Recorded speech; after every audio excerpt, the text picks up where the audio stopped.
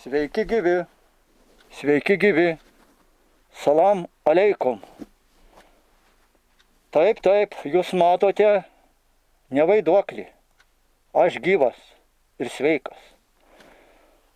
O nušovė, nužudė ne mane, o mano antrininką. Tarp kitko, ne aš organizavau Niujorko dangoraižių dvynių katastrofą, o mano antrininkas, kurį ir nužudė. O aš savo gyvenime organizavau tik vienintelį sprogdinimą. Apie tai ir papasakosiu. Aš sužinojau, kad Amerikoje, Čikagoje mokslininkai laboratorijose sukūrė išmanųjį prezervatyvą. Ir kas tai per prezervatyvas? Kada lytinių santykių metu pajaučiamas orgazmas, tuo metu išmanusis prezervatyvas iš karto užgroja Mendelssono vestuvinį maršą. Po to sužinojau, kad Čikagoje, pačia miesto centre, jau pastatytos gamyklos, kuriuose jau gaminami tokie išmanieji prezervatyvai. O šalia tų gamyklų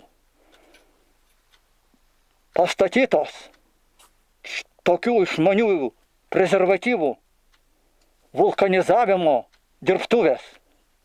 Na, aš pagalvojau, kad tai jau tikrai yra per daug, pasiektas dugnas, kad tai yra aukščiau, žemiau moralės. Ir nutariau pasistengti, kad šie abu negerovės objektai išlėktų į orą.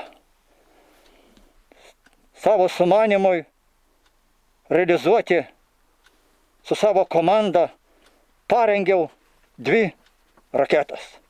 Vieną pavadinau Dičkė, o antrą pavadinau Mažylė. Dičkės užduotis.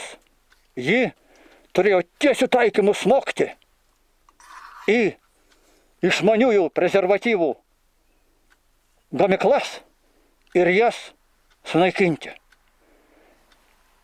Pasiekti, kad tos gamyklos dalys ir patys prezervatyvai išlėktų tiesiog į dangų.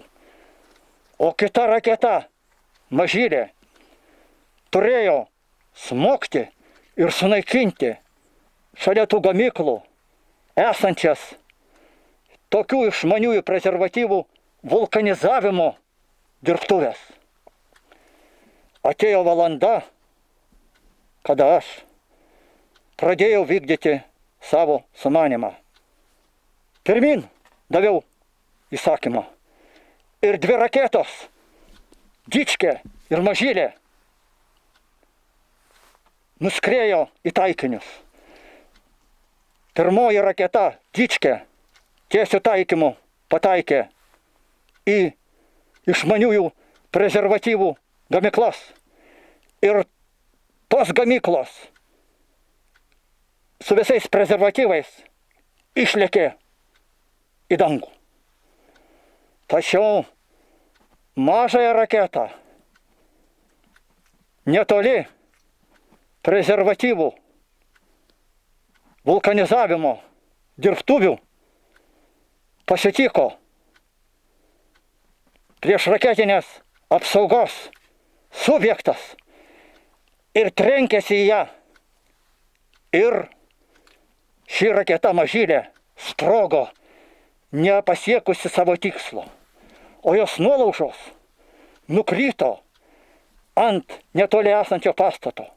Pasirodo, tai buvo moterų pirtis, kurioje tuo metu prausėsi daugybė grieko vertų moterų.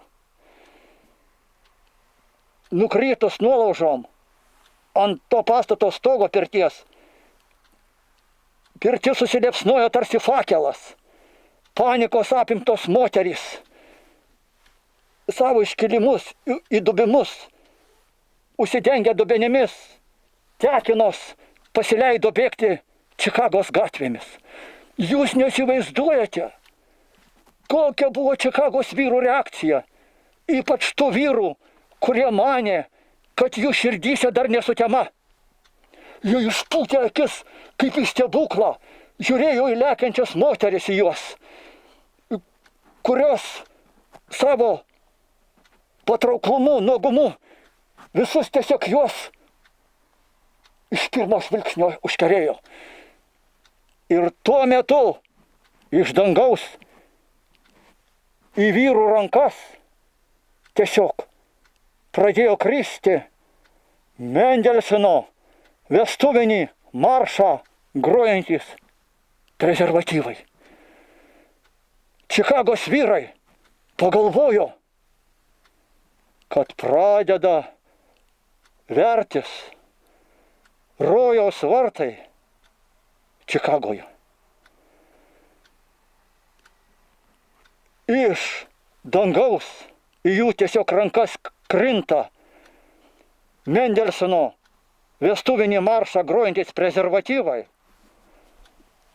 o į juos lekia būriai grieko vertų nuogų moterų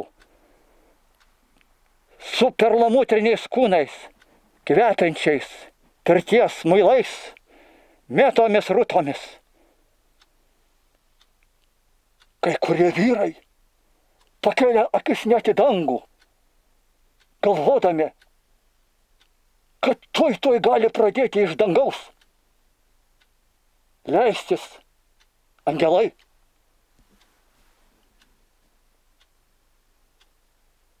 Tai toks buvo mano vienintelis gyvenime, mano suorganizuotas sprogdinimas, dėl kurio aš nesigailiu. Ačiū Jums už dėmesį.